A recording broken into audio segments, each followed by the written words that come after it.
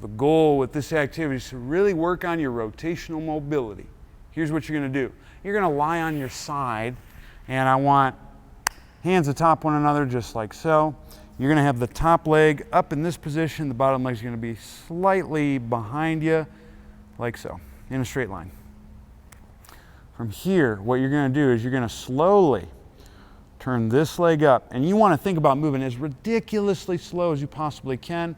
This leg's going to externally rotate. The knee's going to come up and it's going to roll back.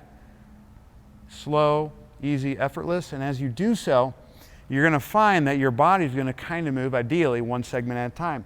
If it doesn't, you got to go slower. You got to chill, breathe, all that stuff. But it's going to look kind of like this. I'm rolling. I'm going to lift the leg up. And then I'm going super slow motion, letting the rest of my body go along for the ride.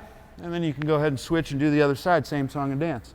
And you're going to see if what you get, kind of lifting up in the air, nice, slow, easy, just letting your body come along for the ride as you do it. Chilling like Bob Dylan. Now you go a little slower. And we'll go one more because it feels pretty dang good, folks. Really slow.